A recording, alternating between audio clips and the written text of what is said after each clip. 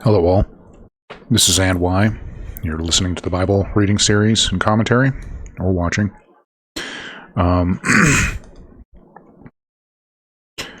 Please watch the first video if you haven't. It has a disclaimer in it. However, without further ado, Lord's Prayer, Matthew 6, 9 through 13, King James Version. After this manner, therefore, pray ye. Our Father, which art in heaven, hallowed be thy name. Thy kingdom come, thy will be done on earth, as it is in heaven. Give us this day our daily bread, and forgive us our debts, as we forgive our debtors. And lead us not into temptation, but deliver us from evil. For thine is the kingdom, and the power, and the glory, forever. Amen. Once again, this is Genesis 16, King James Version. Header here is Sarai and Hagar. Now Sarai, Abram's wife, bare him no children, and she had a handmaid, an Egyptian, whose name was Hagar. And Sarai said unto Abram, Behold now, the Lord hath restrained me from bearing. I pray thee go in unto my maid. It may be that I may obtain children by her. And Abram hearkened to the voice of Sarai. And Sarai, Abram's wife, took Hagar, her maid the Egyptian, after Abram had dealt 10 years in the land of Canaan, and gave her to her husband Abram to be his wife. And he went in unto Hagar, and she conceived. And when she saw that she had conceived, her mistress was despised in her eyes. And Sarai said unto Abram, My wrong be upon thee.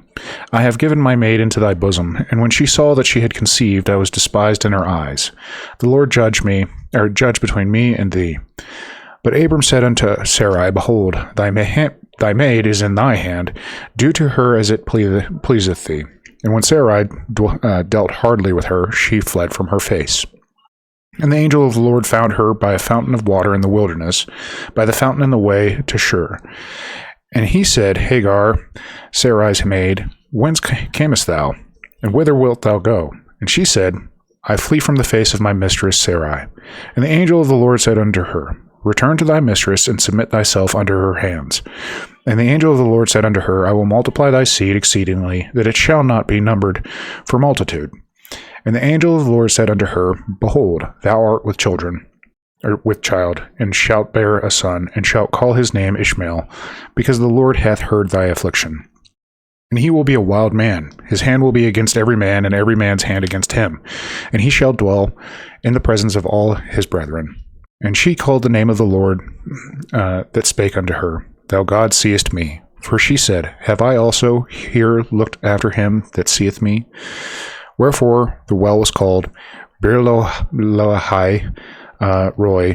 Behold, it is between Kadesh and Bered. And Hagar bare Abram a son, and Abram called his son's name, which Hagar bare, Ishmael. And Abram was 86 years old, when Hagar bare Ishmael to Abram. This ends the reading portion. Sorry. Quite a bit of pollen in the air out here, so my apologies. So let's go to the commentary here. It's interesting because the rabbi here says she was Pharaoh's daughter. So this changes a little bit of who Hagar was, if we ascribe to this. But when Pharaoh, saw the miracles that were wrought for Sarah, he said, It is better that my daughter be a handmaid in this household than a mistress in another household. And if you haven't caught it, Sarah is Sarai. There's a moment in which the name is changed. So this is post, this is prior. So this individual, the Egyptian handmaid, Hagar, is actually the daughter of Pharaoh. So she's been given over to these people, and we're going to find out what happens to her, as you heard in the reading. And Sarai said to Abram, Behold, now the Lord has restrained me. So she is blaming the Lord for restraining her from bearing. This may be true, and partially I agree with that, but this is, in my opinion, it's like, why are you blaming him? But you could, I guess you could go either way on that one, but it's just how I'm seeing it from bearing. So that's possible. Please come to my handmaid, perhaps I will be built up from her. So we see that Sarai, the wife of Abram, realizes the Lord is keeping her from having kids. So she presents this idea to Abram. Take my handmaid. Or Pharaoh's daughter. Take Pharaoh's daughter. Perhaps I will be built up from her. Thinking that the child that her handmaid Hagar will actually be considered her child, which is, I guess, confusing, but at the time, and we'll get into some legal stuff here in a second, but and Abram listened. So the comment here is, perhaps I will be built up from her. This teaches that whoever has no children is not built up but demolished. I will be built up from her in the merit that I will bring my rival into my house. So she's saying that I'm going to do this great thing. So then, therefore, I will be accounted for, greatness, because I brought my rival into my house, an Egyptian, and allowed my husband to sleep with her, to have a child. And to Sarai's voice, to the divine spirit within her. One thing, and there's reason personally why I'm doing this commentary. First, I know of it. It was presented to me. It is comprehensive, but it also brings in a few complexities. This is, if I'm not mistaken, a Hasidic, like a very orthodox perspective, but it also holds within it some mystic aspects. I'm not saying to agree with it, not disagreeing with it. I'm just saying that the reason why it's saying the divine spirit within her, so to Sarah's voice here, Abram hearkened to the spirit that was speaking through Sarai here.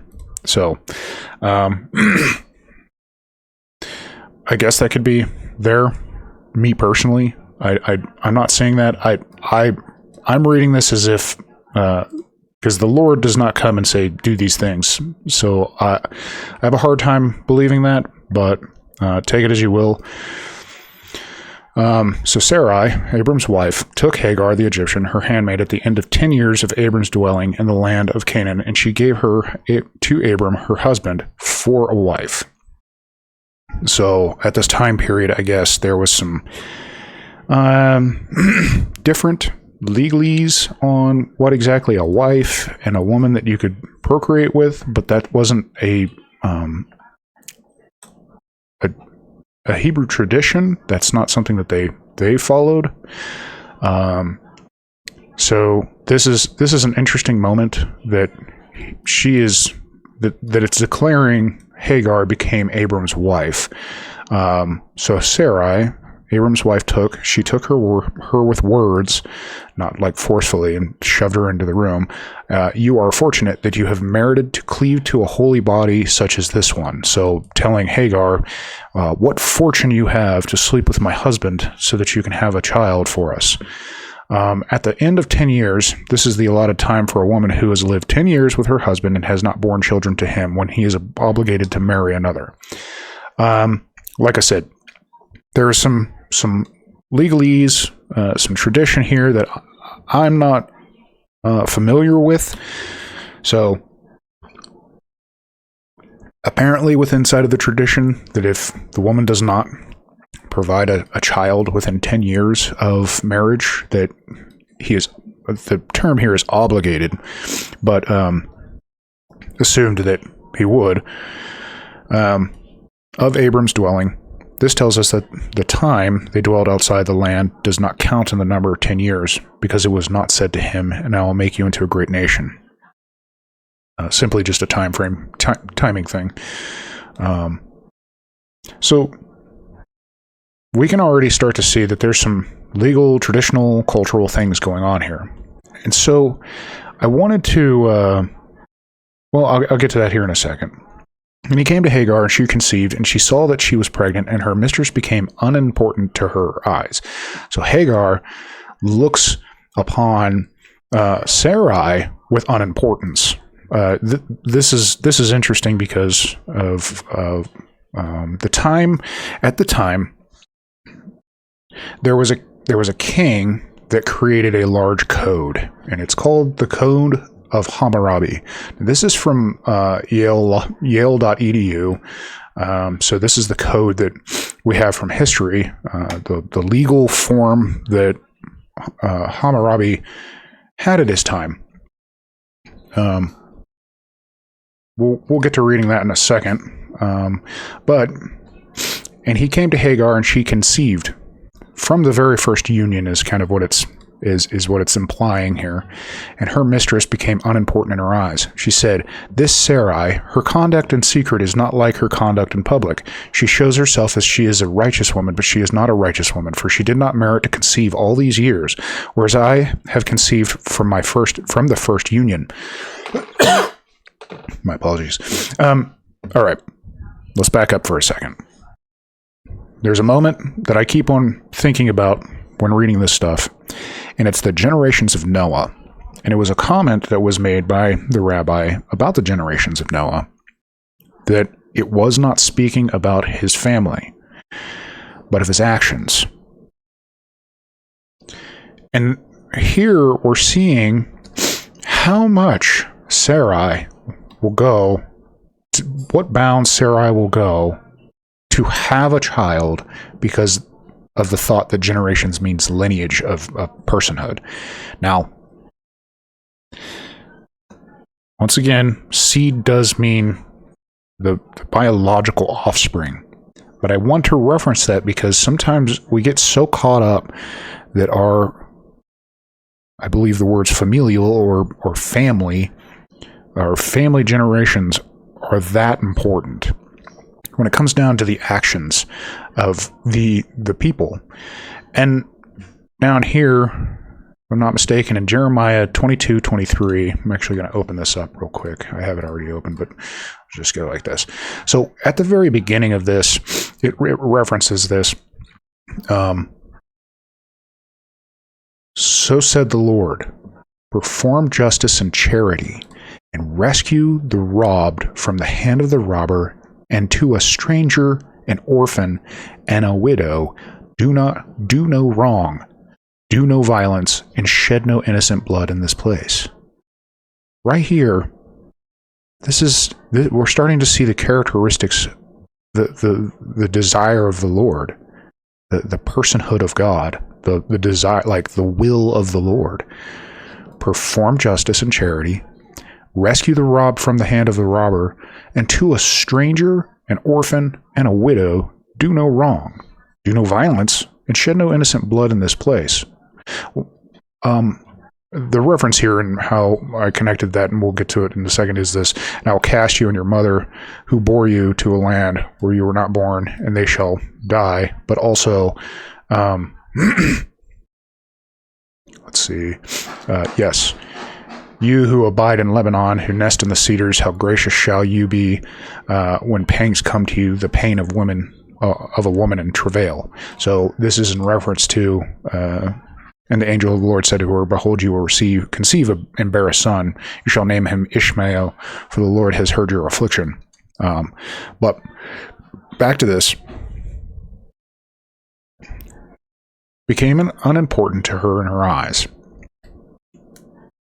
So Sarai makes this declaration in her mind that, or judges Sarai for her condition based on how she acts in public and how she acts in secret, and then says, I must be a righteous woman because I conceived, which is I don't believe a proper way of perceiving things, in my humblest opinion. This is coming to the outcome, therefore dictates my righteousness, which is not scriptural later on. This here is proclaiming the fact that, well, since I have a child, I must be the righteous one, and Sarai is not. An improper. But that is also I guess maybe perceiving something that I'm not seeing. So moving forward, and Sarai said to Abram, "May my injustice be upon you. I give my handmaid into your bosom, and she saw that she had become pregnant, and I became unimportant in her eyes. May the Lord judge between me and you." So somehow, because Sarai sees the unimportance of her mistress, Sarai, that they should be judged by the Lord on account of the fact of this injustice. May my injustice be upon you.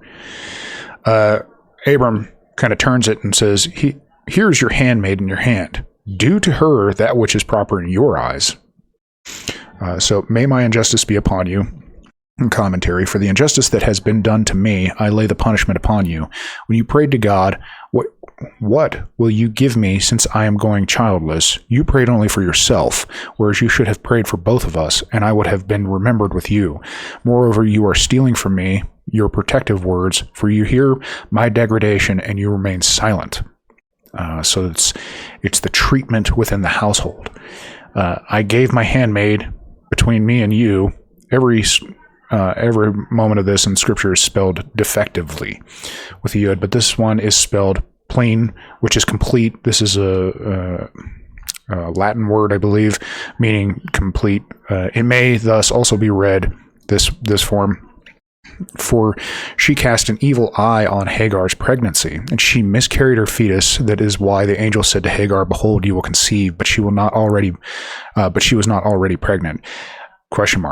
Yet he announces to her that she will conceive, but this teaches that she miscarried her first pregnancy. Interesting. I could see how, because the following part in this is, "Abram said to her handmaid, 'Here is your handmaid, and you do to which is proper in your eyes.' And Sarai afflicted her," or put her into slavery. So something could have happened.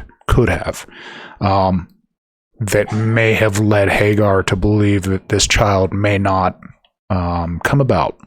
So there may be something there. Maybe a little stretch for me, but let's say that is true. It just gives more credence to when the angel says, "Return to your mistress." From fleeing. Yes, "and I will greatly multiply your seed." So you're going to have this child. Yeah. Yes, here, "Behold, you will conceive and bear a son." So maybe through the affliction,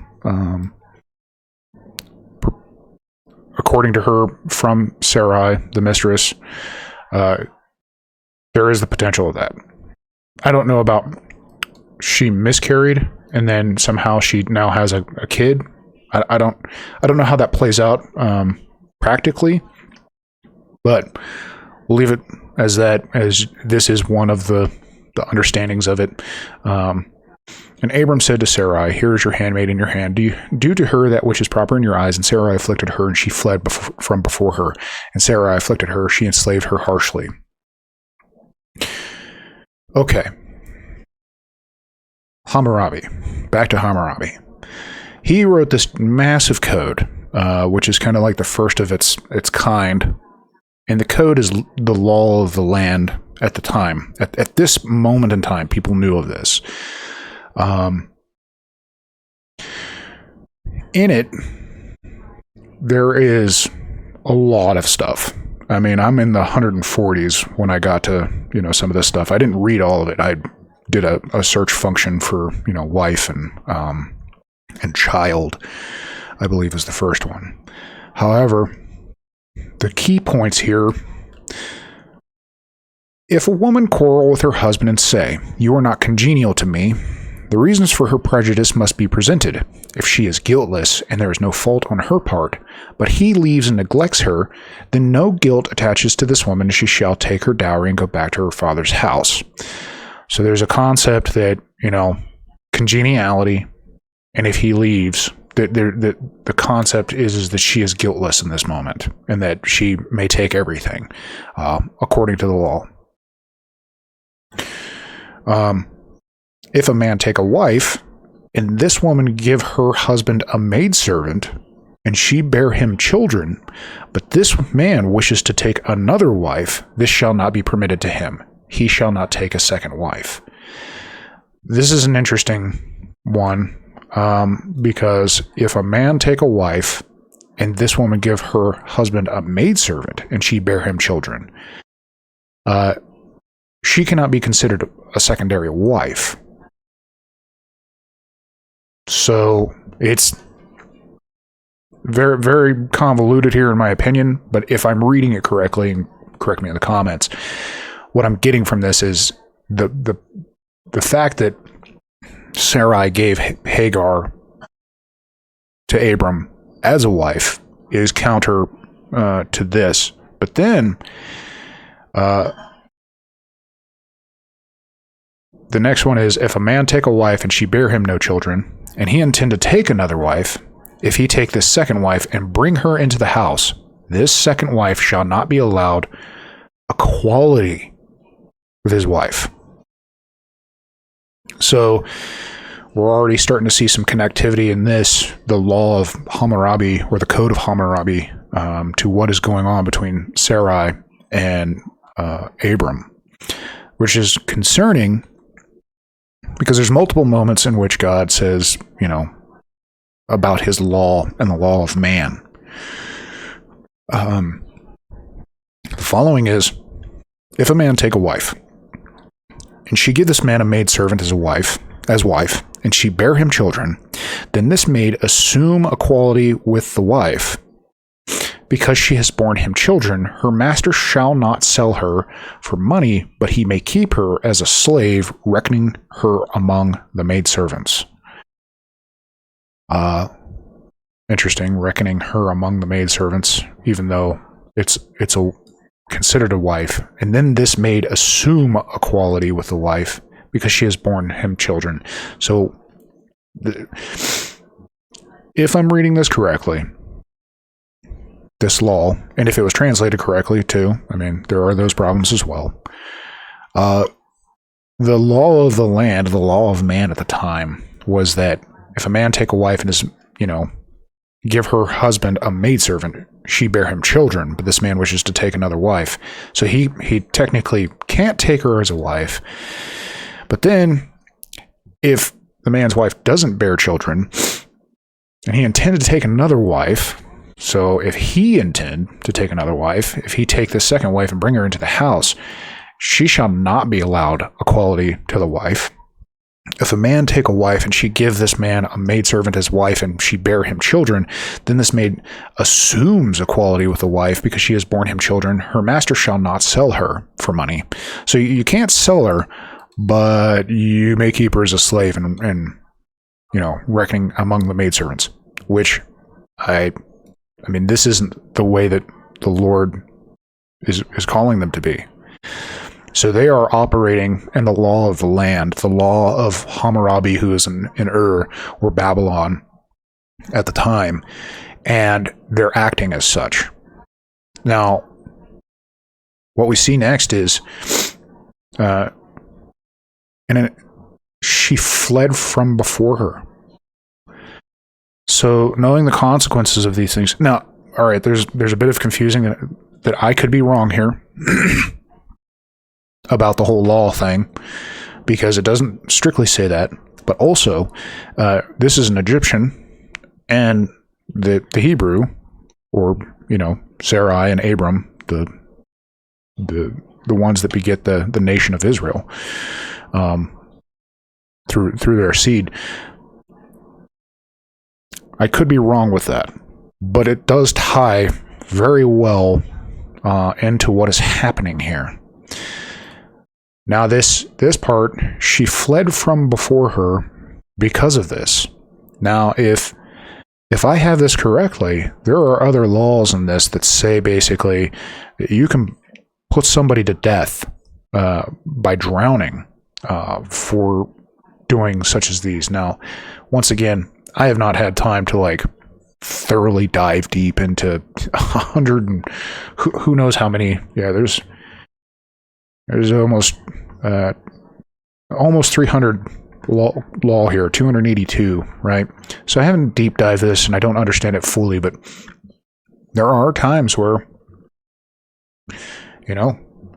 I see right here, if anyone fail to meet a claim for debt, and he sell the maidservant who has borne him children for money, the money which the merchant has paid shall be repaid to him by the owner of the slave, and she shall be freed.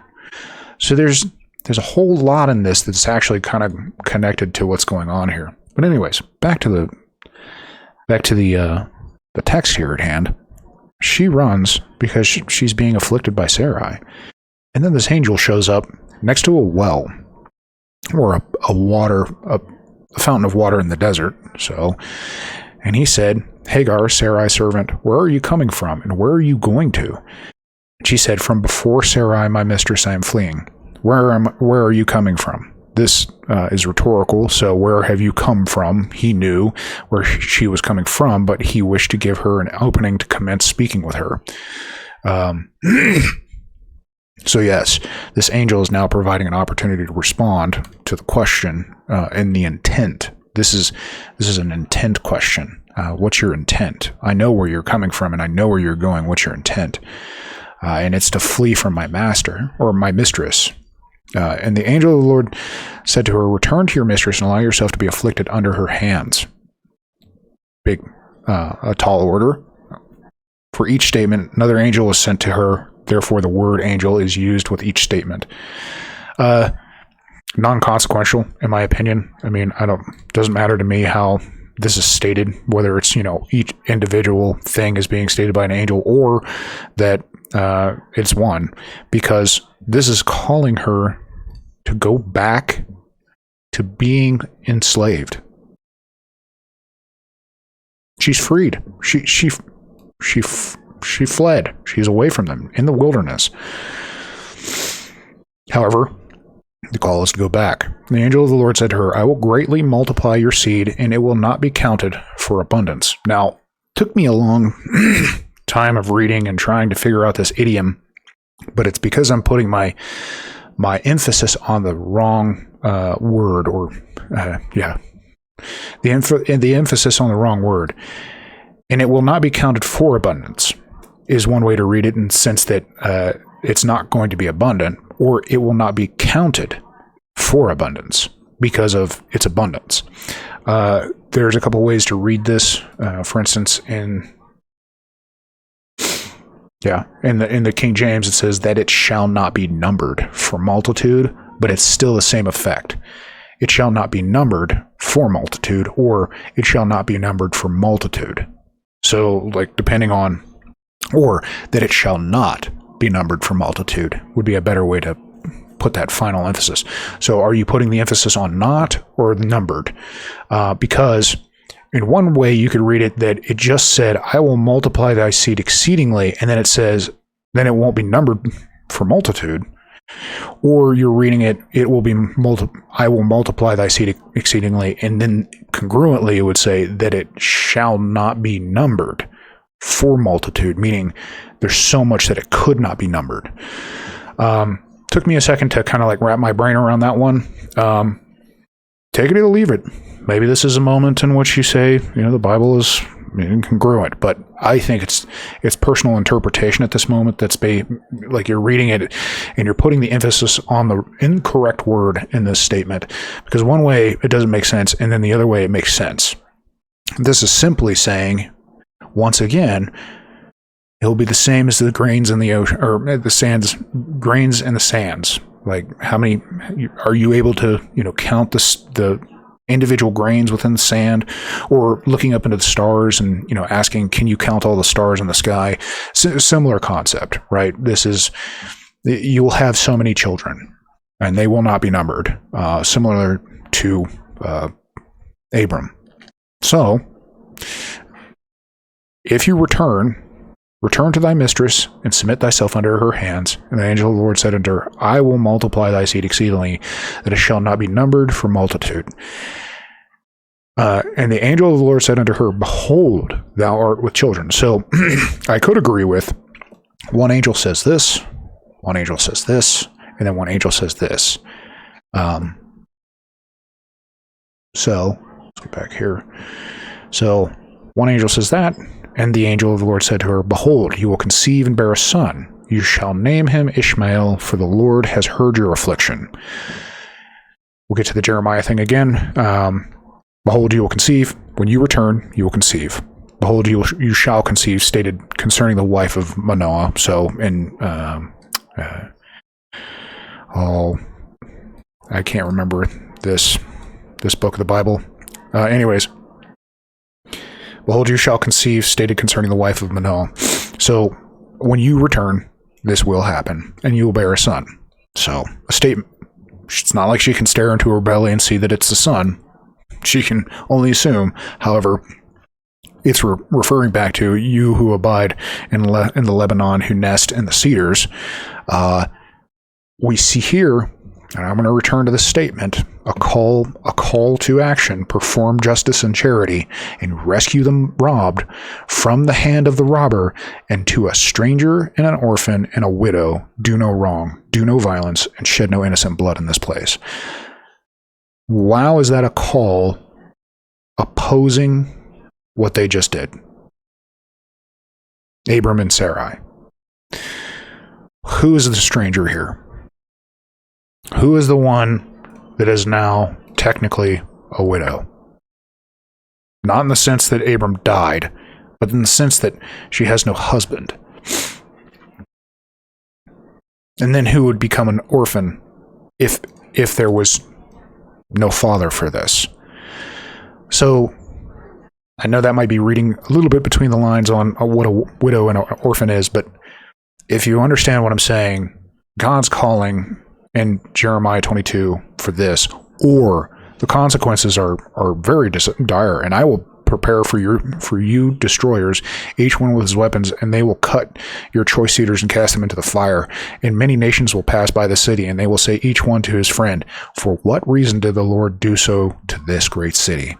And they will say, Because they forsook the covenant of the Lord their God, and they prostrated themselves to other gods and worshipped them. What law are they following? God's or man's? I don't know. Something to ruminate about. The following is, and he will be a wild donkey of a man. His hand will be upon all, and everyone's hand upon him, and before all his brothers, and he will dwell. Let me pause for a second on this, because there might be some misunderstanding. I know as a younger individual, I had some confusion of the law of God and the law of man. I think it's a little bit more clear when you read stuff like this, and God's calling out for you to perform justly, perform justice and charity, to take care of these individuals, no matter who they are. Love your neighbor. Not do no wrong, do no violence, and shed no innocent blood. What was the call to Cain? It's put away your hatred for the situation. Stop thinking that you deserve, or stop being covetous, or something lies at your doorstep and it's ready to consume you. And she called the name of the Lord. Back up here, and he will be a wild donkey of a man, and his hand will be upon all, and everyone's hand upon him, and before all his brothers he will dwell. A wild donkey of a man, so a wild man, essentially, who loves the wilderness and hunt beasts, as is written below. And he was an archer, and he dwelt in the desert of Paran. Okay, so the only other person that I know of up to this point who is like this is Nimrod. I don't want to make a giant leap and assume that Ishmael will become Nimrod, but there is a connection here. Now, in our culture, we don't know with this, his hand will be upon all and everyone's hand upon him. So, this is why one of the reasons why I do this. His hand will be upon all. He will be a bandit. So he will be a bandit roaming in the wilderness, and everyone's hand upon him. Everyone will hate him and attack him. So he will be hated, and he will live by essentially robbing. Essentially, a bandit is also an individual that does not, abide by the law, as a rebel in a certain other form. So maybe a leap to say that he will rob. However, usually connected. Before all his brothers he will dwell, for his seed will be numerous. Once again, referring back, and why I say that it is improper to read, it will not be counted for abundance, versus it will not be counted for abundance. Another reason here, before all his brothers he will dwell, for his seed will be numerous. And she called the name of the Lord, who had spoken to her, "You are the God of seeing," because she said, "Have I seen him here also after I have seen?" You are a God of seeing, so vowelized with Chaftaf Kametz, because it is a noun, the God of seeing, who sees the humiliation of the humiliated. You are the God of seeing, meaning that he sees all. This is the other explanation. You are the God of seeing, meaning that he sees all, but no one sees him. I could see both of them being correct at the same time, possibly. I mean, as well, right now in time, I don't see the physical manifestation of angels or God, so I could read this and say, okay, that makes sense. But also, I would agree with this as well, that God sees our humility. The humiliation of the humiliated. So, therefore, and she called the name of the Lord, who had spoken to her, "You are the God of seeing. Have I seen him here also after I have seen?" Therefore the well was called, and I'll butcher this again, Bir Lachai Roy, or Roi. If we go back here, it does give us the phonetic I can attempt. Dismiss. Bir Lachai Roi. So, well of the living one, seeing me, a well west of Kadesh, south of Israel. That's the Strongs on that.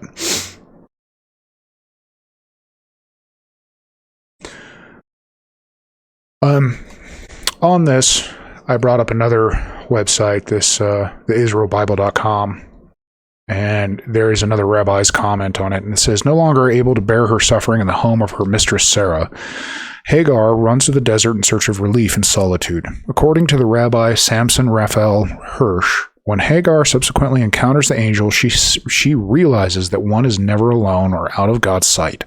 The well where this encounter takes place is therefore named Be'er Lachai Roi, the well of the living one who sees me. Specifically in Eretz Israel, God's presence and watchful eye is felt strongly, as it says in Devarim 11:12. I think that's, if I have my books correctly, Daniel? Nope, way off. Deuteronomy. So he's saying in Deuteronomy, it's 11:12, on which Hashem, your God, always keeps his eye. So this is one of the first moments in the Bible where we're seeing that, God is always watchful. And she's saying and noticing the humiliation of the humiliated. So his heart is on that. And Hagar bore a son to Abram, and Abram named his son, whom Hagar had borne, Ishmael. Although Abram had not heard the words of the angel, who said, "And you shall name him Ishmael," the Holy Spirit rested upon him, and he called him Ishmael. So I can see that. There's also a potential that she got back and she was like, his name will be Ishmael. But that's, once again, just imparting more to the text that isn't there. However, I could agree with some of this. And Abram was 86 years old when Hagar bore Ishmael to Abram. This is stating, according to the rabbi, this was written in praise of Ishmael to let us know that he was 13 years old when he was circumcised and did not object. So accrediting to Ishmael his acceptance or belief in the Lord. We haven't even gotten to to circumcision yet, so I'm not so sure. I don't even remember circumcision being in any of the chapters before this. I'm pretty sure that comes post this. And then there's some things that happen. However, this is one way to read it. Anyways, I hope this gives a little bit of clarity in some regards to the story of Sarai and Hagar. And just as a quick overview,